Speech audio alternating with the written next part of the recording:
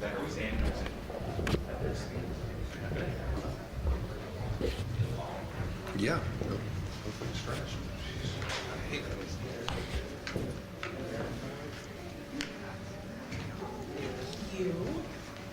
Hey, good to see you in person. I knew we'd finally get a chance to meet in person.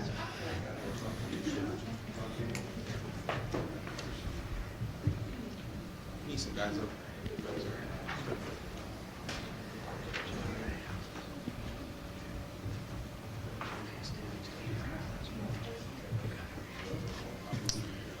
Are we ready, y'all? Good. We ready, Mayor? All right. Well, good afternoon, everyone. Thank you so much for being here. I'm Zach Klein, Columbus City Attorney.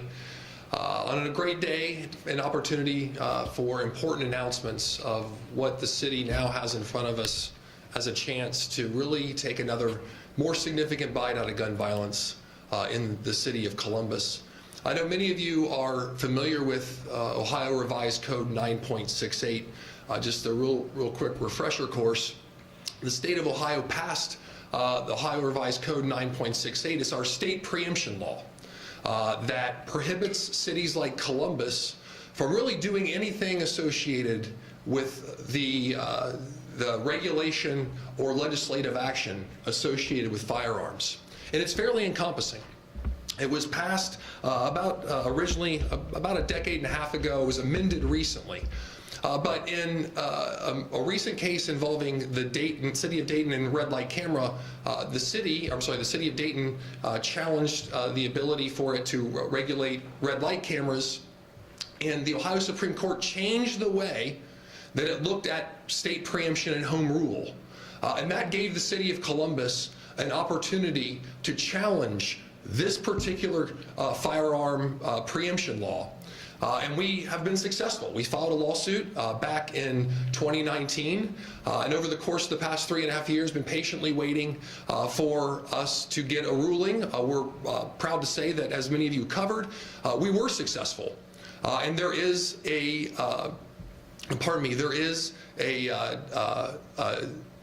preliminary injunction in place that allows and gives the city this important window of opportunity. An important window of opportunity to think about a legislative strategy associated with gun violence, associated with gun safety measures, to tackle violent crime in our community. This was not possible until a few weeks ago, or until last week.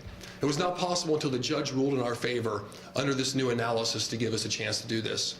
And I'm sure as you'll hear from our speakers here today, the mayor and council president, members of council, and doctors who work in this space all the time, the reality is the city of Columbus has done a tremendous amount to deal with gun violence in our community.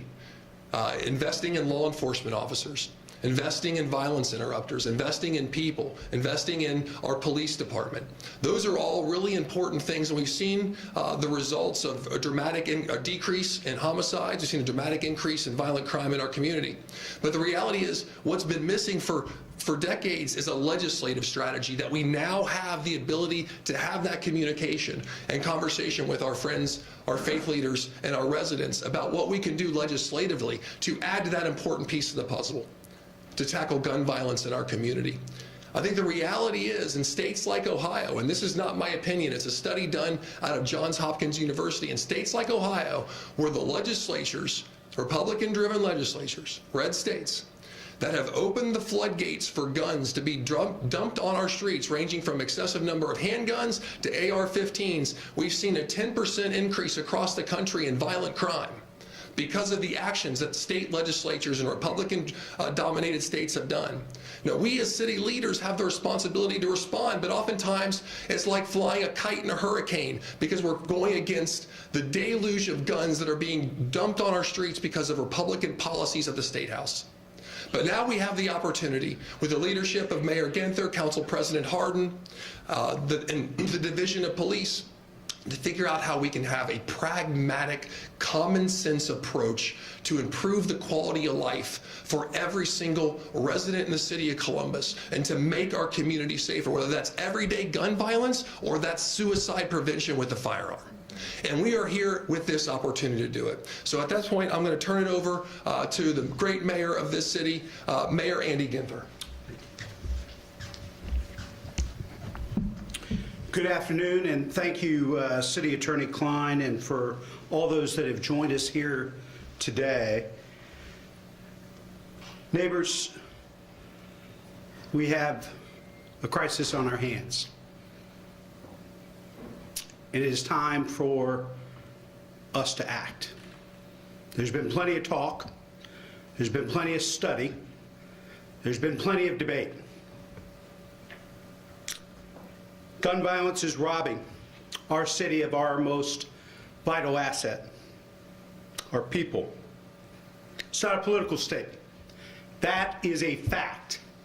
91% of the homicides in our city last year were committed with a firearm. Gun violence is a public health crisis. First time in America's history. Last year, more children died at the hands of guns than traffic accidents. It is time for us to act.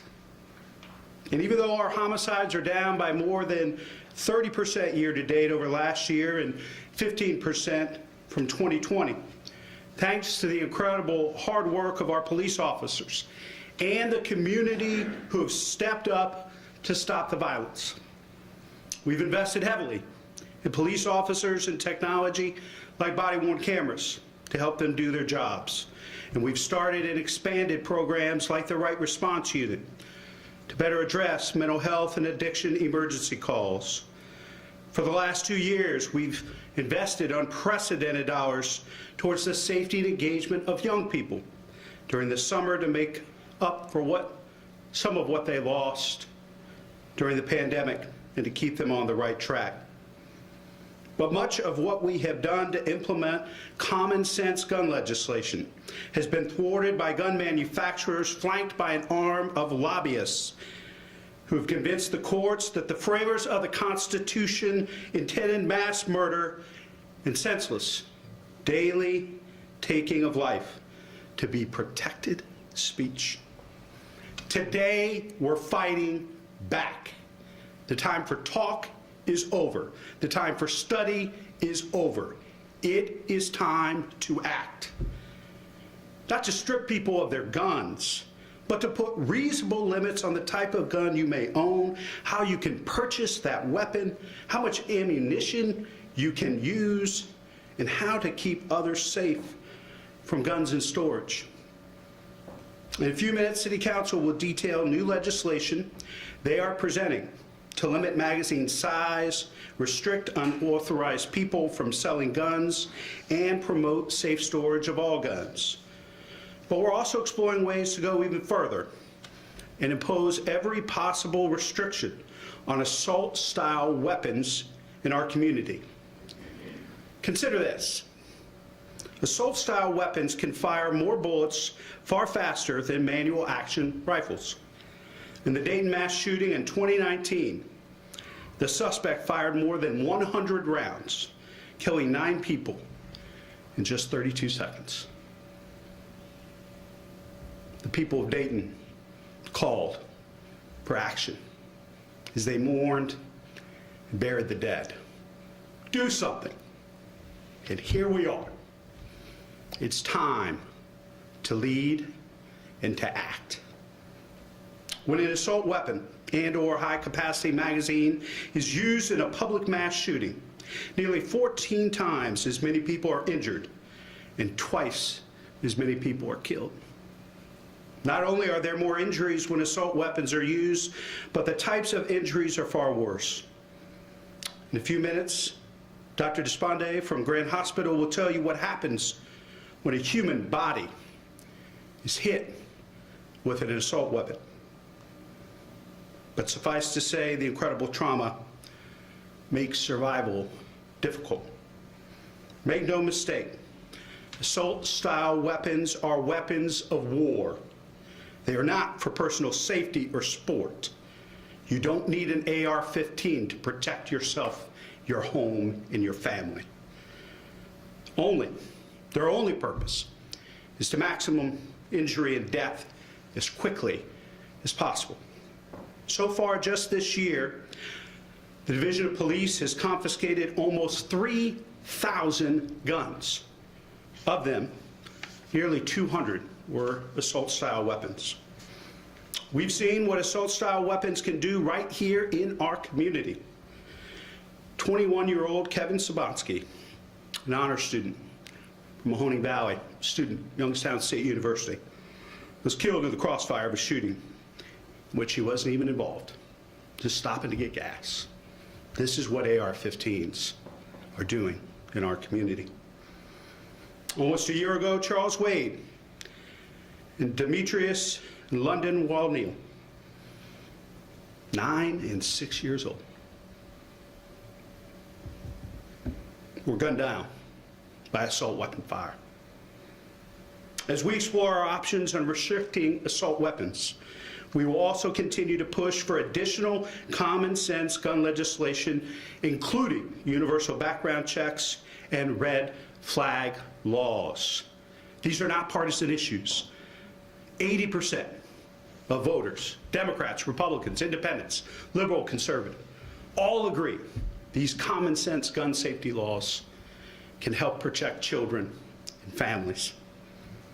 The safety of our community is on the line, and we will do everything in our power to keep our neighborhoods safe from the dangers of high-capacity firearms and shady firearms sellers. The time for talk is over. It is time to act, and Columbus will be leading the way. Please welcome Council President Shannon Hart. Thank you, Mayor Ginther. Thank you to our city attorney. It's an honor to be standing here today with the men and women on the front lines of this work. Our police officers, our firefighters, our health officials who, as the mayor said, see the carnage up front daily. I also am extremely proud to be here with my colleagues who you will hear from shortly, the chair of the Criminal Justice Committee and the chair of the Safety Committee, Councilmembers Favor and Councilmember Remy, who will lead this legislative process over the coming weeks. I've had the honor of serving on City Council with Mayor Ginther, with the City Attorney Zach Klein. Since I joined City Council more than 8 years ago, we've been talking about this issue. We've been researching options as long as I've been here. And we've seen a lot change over those years of service, but one thing that has not changed is the impact of guns on families in our city. It's devastating every time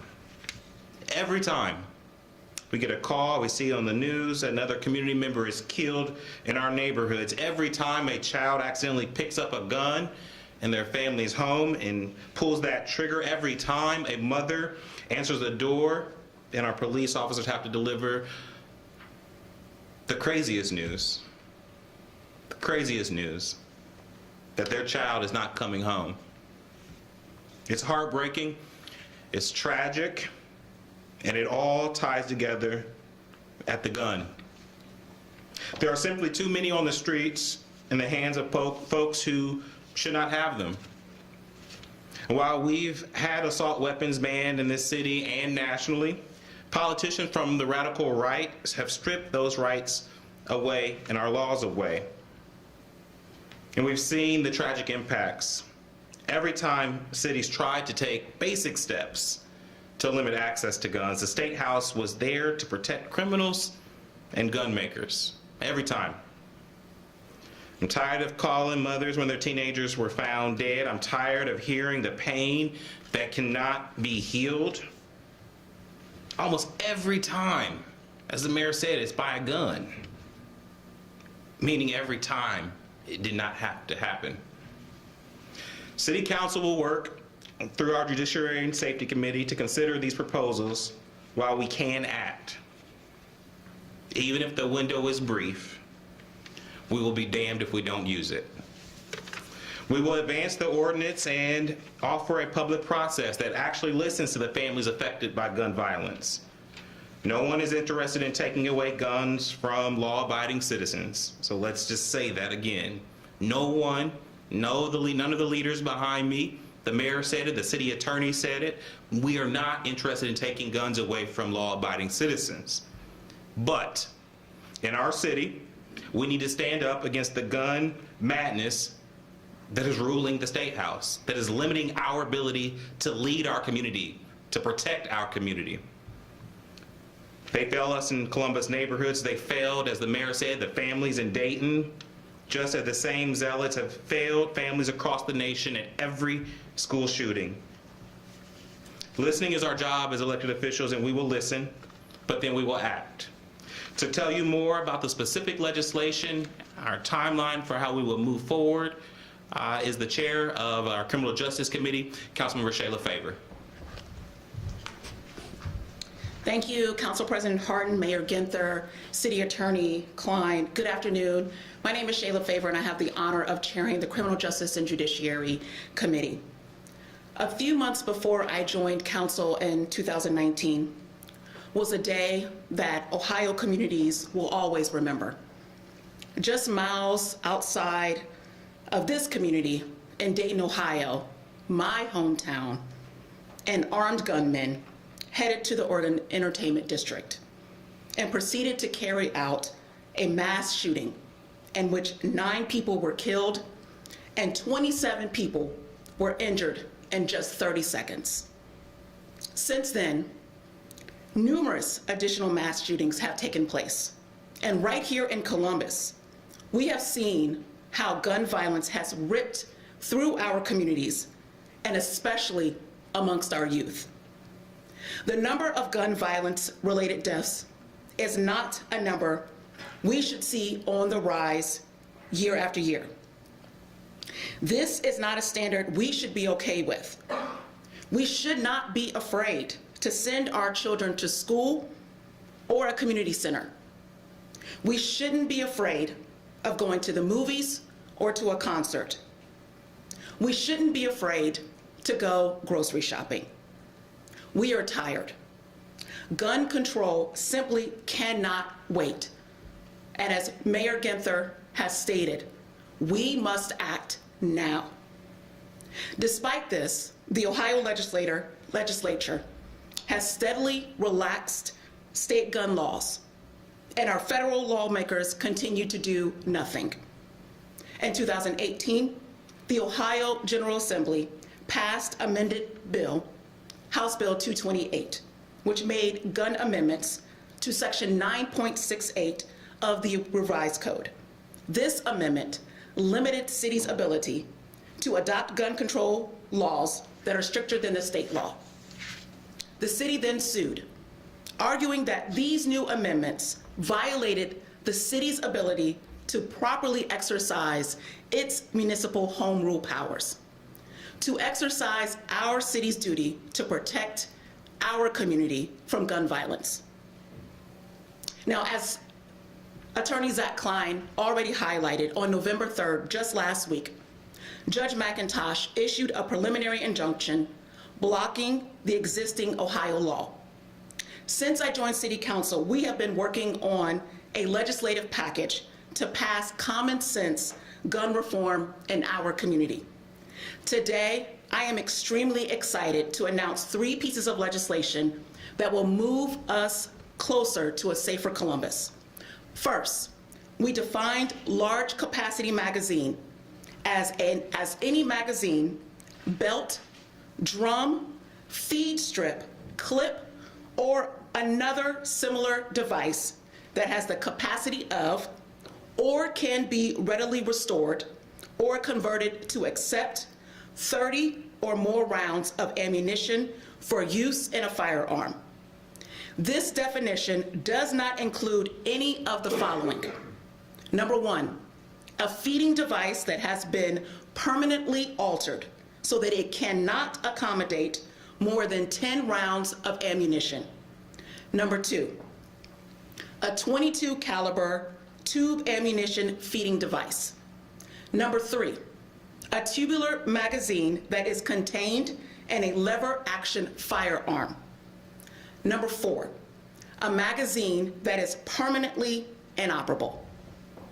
This legislation will prohibit the possession of a large capacity magazine by anyone other than a federal or state agent or armed services member or a member of state or local law enforcement. There is no reason for ordinary citizens to possess military-grade weapons. Second, this legislation promotes the safe storage of firearms. Safe storage of firearms is imperative to saving lives.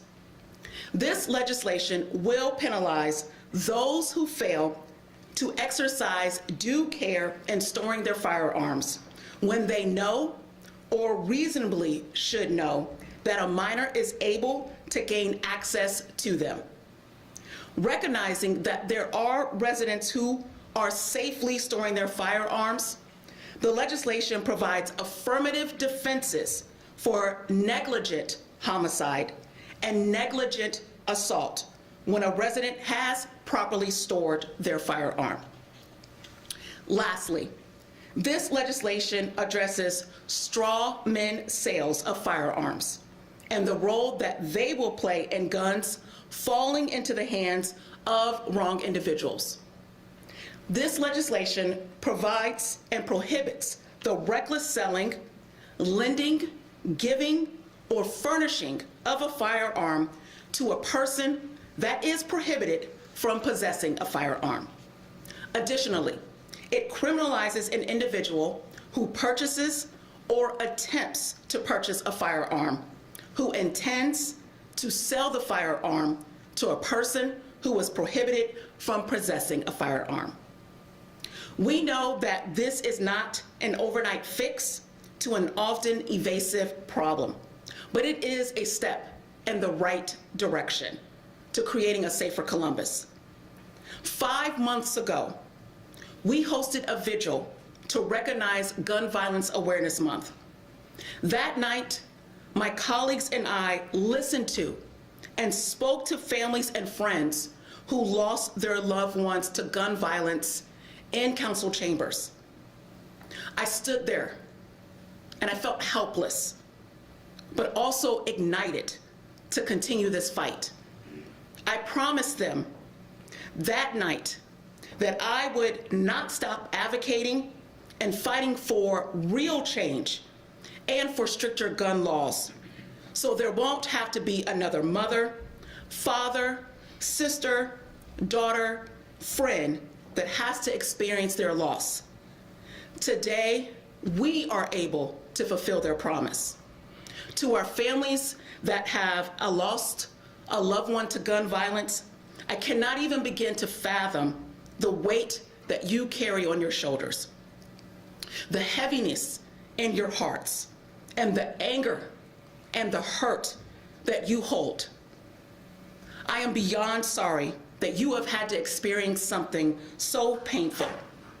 And I am sorry that we cannot take that hurt away. But I can promise you, this is not the end. I will not, and we will not stop here. Thank you for your continued strength, your advocacy, and your hope.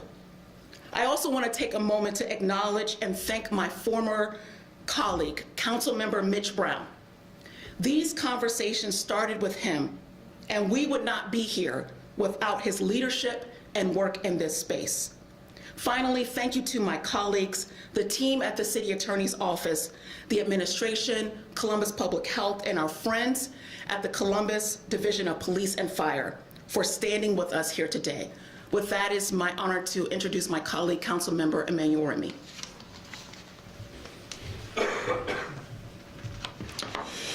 Thank you, Councilmember Favor. Good afternoon. The top concern of residents in Columbus share with the Columbus City Council its public safety. In fact, we know this is one of the top issues across the country, this state, and certainly right here in the city. The residents of Columbus, all of us, have the right to feel safe in our community. Our police officers, our firefighters, and first responders have the right to feel safe when they respond to a call. And assault weapons in our community threaten our safety, our community safety, and the safety of our first responders. To make our community safer, We need to tackle crime and calls for service from every direction. Alternative crisis response, a real-time crime center, and funding for 3 police and fire classes in 2023, legislation regarding assault weapons in Columbus. All of this is us working hard to tackle these areas in 2023 and beyond. I am thankful for the leadership and teamwork of everyone behind me here today. I look forward to working with my colleagues, Council President Hardin, Judicial Chair Shayla Favor, and I give you my word, we will do everything in our power to make Columbus a safer place for all of us. Thank you, and now I'll turn it over to Columbus Public Health Commissioner, Dr. Mashika Roberts. Good afternoon, everyone, and thank you, Councilmember Remy. Columbus Public Health is proud to stand here with all of you today as we make a bold step forward in our efforts to protect the public through common sense policies that will reduce gun violence in our community. Looking at gun violence through a public health lens gives our collective efforts a different perspective as we work to address this crisis together. And since the court's injunction was issued, there is even more we can do to save lives and stop the scourge of violence right on our streets. The Board of Health spent the last 6 months learning as much as they could about this issue. From law enforcement, the city attorney's office, staff involved in this work throughout the city, neighborhood leaders, community members, and people who have personally been impacted by violence. After engaging with the community and learning as much as they could from diverse perspectives, the Board of Health developed recommendations that we believe will help reduce gun violence, build resilient neighborhoods, and support residents' health, well-being, and safety as a part of the city's comprehensive approach. We are pleased that Mayor Ginther has shown his commitment to this critical work through his proposed budget investments just announced on Monday, which includes a new Office of Violence Prevention in the Mayor's office. These recommendations build on and enhance the great violence prevention and intervention work that the City of Columbus is already doing, such as neighborhood resiliency organizers, the More Life Partnership, and to provide trauma services to those families who are in need, as well as the CARE Coalition. Additionally, with the recent court ruling, we also will be taking a fresh look at what more we can do with our existing programs, such as our gun lock program. The court's injunction allows us to do everything in our power to save lives. We know that there is no quick and easy fix to gun violence, but we are committed to working with all of our city partners to find long-term solutions that will make our communities safer and healthier. Today's announcement gets us one step closer to that meaningful and common sense approach to those changes we need to protect residents from gun violence. But again, change will not happen overnight. But we are confident that when we work together, we will make a positive impact on gun violence in this community.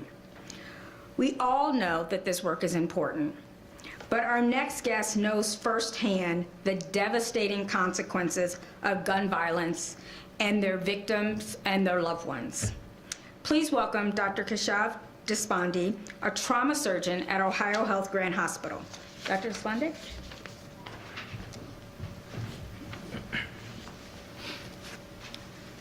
Thank you, Dr. Roberts and Mayor Ginther and everyone else here for giving me the opportunity to share some of my thoughts and experiences about patients who have been injured by firearms.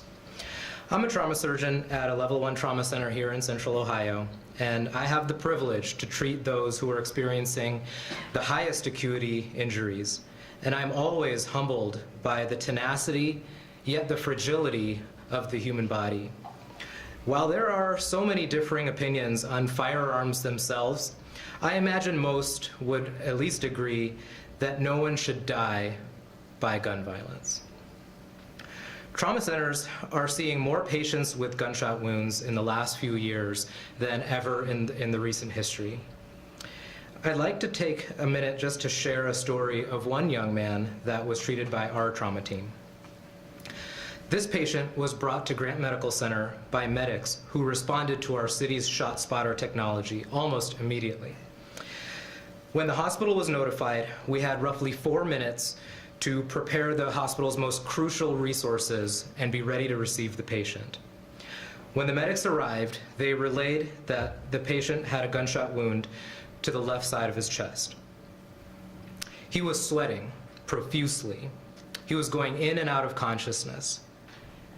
Just before we performed an emergency procedure to evacuate the blood that was in his chest, he turned around and he looked right at me, clear-minded, just as any of us here in this room, and he said, "Please, don't let me die.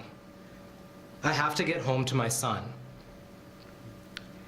And just like that, he went unconscious and he lost his pulses. As I was making my incision to open up his chest, I kept thinking, I really hope this son knows how much his dad loves him. When we exposed his lungs and his heart, almost instantly, 3 to 4 liters of blood just came pouring out, all over the bed, all over the floor. That little bullet wound that went through his chest had destroyed his lungs, and it had pierced into his heart. He had lost so much blood that his heart stopped. While I was repairing his heart, we were transfusing him blood with the hopes that maybe his heart might restart again. After a few units of blood and still no heartbeat, I had to make that decision to call it and pronounce the patient dead. I couldn't save that boy's dad that day. Walking from the trauma bay to the private room where our chaplains gather the family is sometimes one of the hardest parts of my job, because I know behind those doors, I have to tell someone that their loved one has died. That day, I witnessed a wife in complete disbelief, a mother that was just shaking from hundreds of emotions, I'm sure, a cousin that was just so mad at the world. And off to the side, there was a little boy, couldn't have been more than 2 years old, sitting on his grandma's lap, completely clueless that daddy wasn't going to be there tonight at bedtime. His wife was completely grief-stricken, and she looked at me as she asked her next question, as if I was going to be able to give her a good answer. She asked, "What am I going to do now?" Sadly, this story is not a unique one. Trauma centers and trauma teams see this same story way too frequently. What am I going to do now that my best friend is gone, that the father of my child is gone, that my son is gone, the person I get to share my day with is gone? I get that question all the time, and I still don't have a good answer. I can say, though, for our community, it doesn't have to be this way. Thank you for your time, and I will turn the podium over to Assistant Chief Greg Bodker. Thank you, Dr. Despande, one of the true heroes that our officers work with each day. Good afternoon. My name is Greg Bodker, Assistant Chief with the Columbus Division of Police. I've been asked here today to offer a law enforcement perspective. Gun violence is something that is all too real. Our officers and our families that we serve experience this each day in Columbus. As the mayor said, close to 90% of our homicides have been committed with firearms this year. Even those who often survive a shooting face life-altering injuries. This violence is even more disturbing when it involves young people in our community. These situations could often be avoided. Our city has seen an increase in homicide suspects and victims under the age of 18. Arguments that occur amongst children that often ended in hurt feelings now end in violence, often involving guns, and often leading to death. When children in our community have easy access to firearms, there's a problem. Every day, Columbus police officers work relentlessly to remove illegal guns from the streets. So far this year, officers have removed nearly 3,000 guns. That number puts us on track to beat last year's record high numbers of guns that were recovered, which was just over 3,000. The availability of illegal guns endangers not only Columbus residents, but also Columbus police officers. In 2021, from January 1st until November 9th, ShotSpotter technology identified 16 incidents of automatic gunfire in our monitored areas. Those 16 incidents had 137 rounds fired. During that same time period this year, there were 93 incidents of automatic gunfire, resulting in 933 rounds fired. Thanks to the dedication of our Columbus police officers and strong partnerships with the community, violent crime is down this year. And regular cooperation and tips from family members, witnesses, and community members and groups have led to increased solve rates. But our work is far from over. We won't be satisfied until everyone can walk through their neighborhood, play in their park without a fear of gunfire. We're not there yet, and we can't get there alone. I firmly believe that with the support of our community, the leaders behind me, and the hard work of Columbus police officers, we can make a meaningful difference in the safety of Columbus. Now I'd like to introduce Columbus Fire Chief Jeff Happ.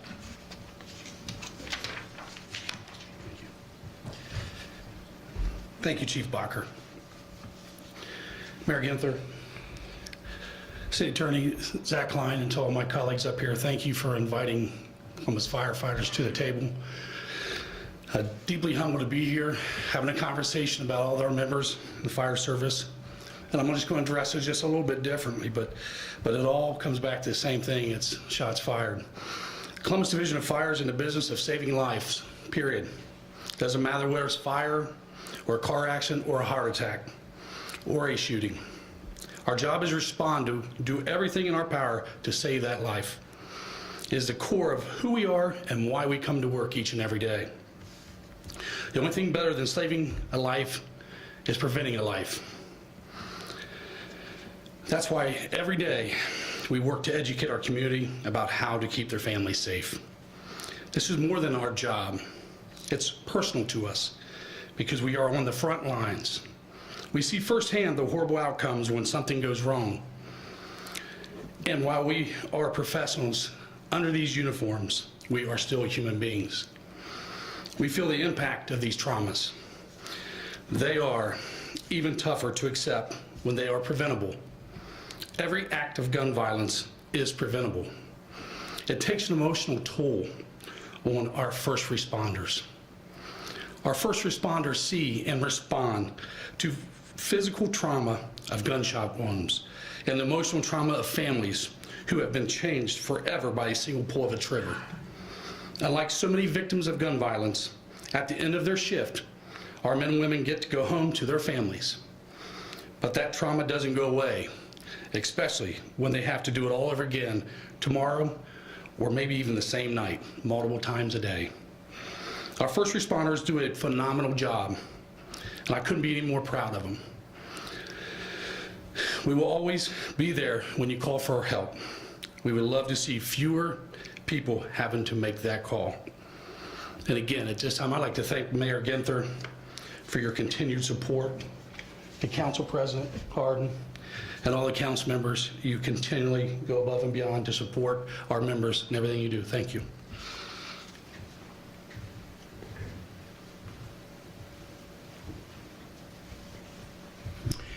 Thank you all for joining us today and hearing all your different perspectives on how gun violence is one of the biggest challenges facing this city, communities around the country. But we have the power to do something about it. So I'll close with a challenge to the people of Columbus. Come stand with our police officers, our firefighters, our public health experts, our trauma surgeons. Stand up. Republican, Democrat, Independent. This is not a partisan issue. This is a community issue, and we will solve it as a community. But we need you to get involved, to raise your voice, and to take action, to fight for your community, your neighborhood, and your family. The time for talk is over. It's time to act, and Columbus is going to lead the way. Happy to answer any questions. Kevin? Mayor, do you believe that this preliminary injunction would shield the city from lawsuits from those who are Second Amendment supporters? And do you plan on reaching out to firearms dealers in Columbus to see if they are willing to join you in this fight to limit magazines and assault weapons?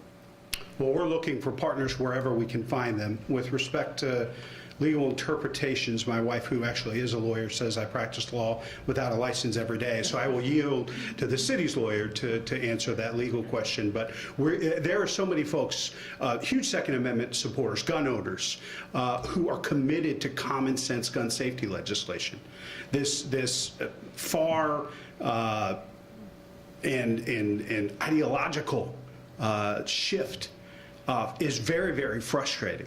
I mean, there are huge bipartisan organizations, the Ohio Mayor's Alliance, U.S. Conference of Mayors, gun safety groups, the FOP, FIRE, that have all come out against some of these measures that have taken place and support common sense gun safety legislation.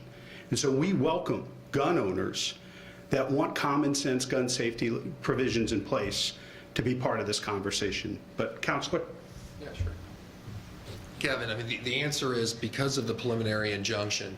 The only thing limiting the city from acting at this point is the Ohio Constitution, the United States Constitution, and then any other provision of the Ohio Revised Code that may be relevant.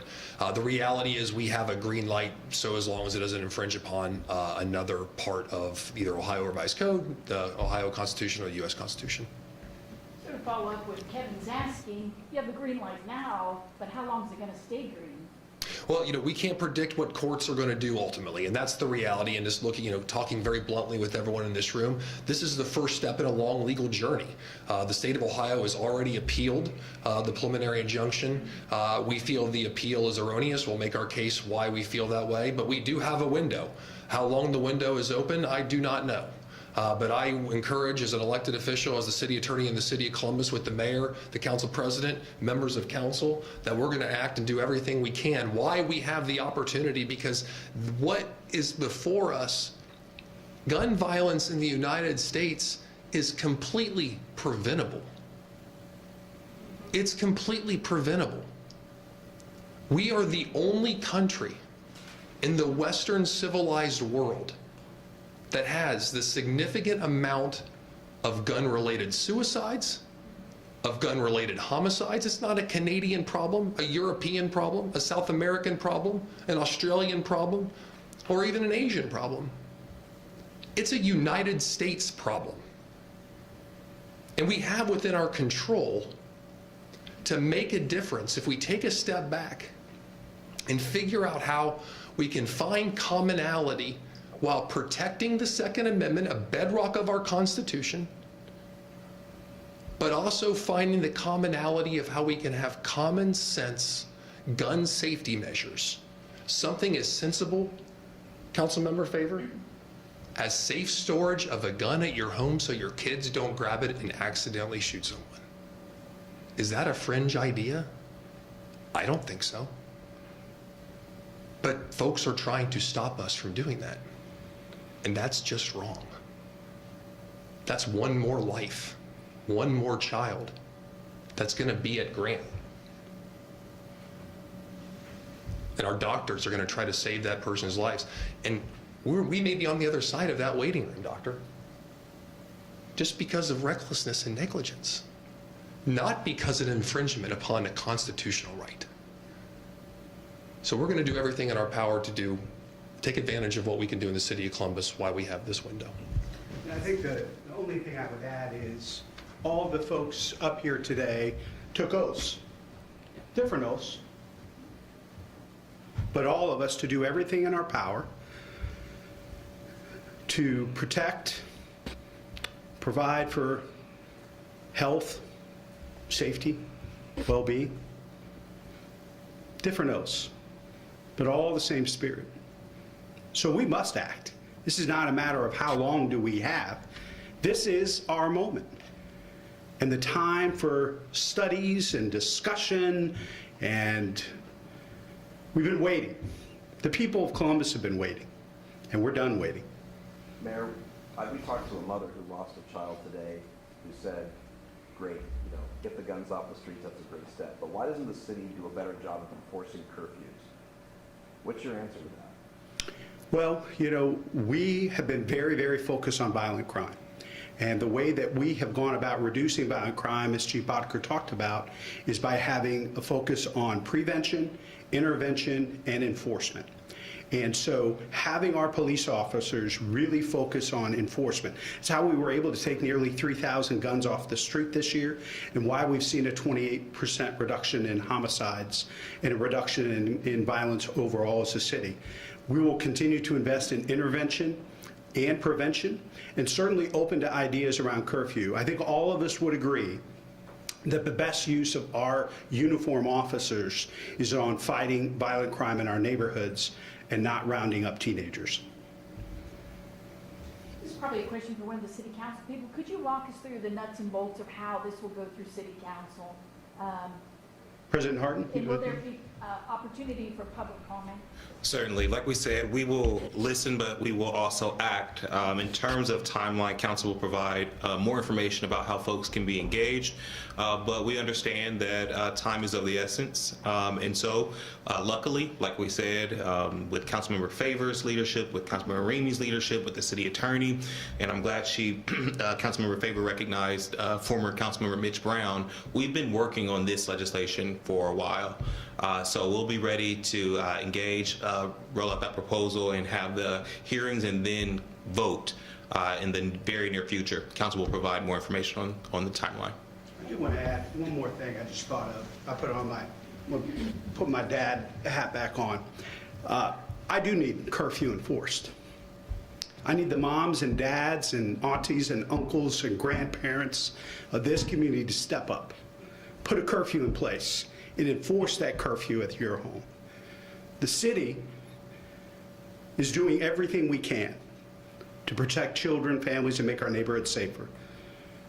So I ask our parents, faith leaders, and others in the community to help step up and do their part as well.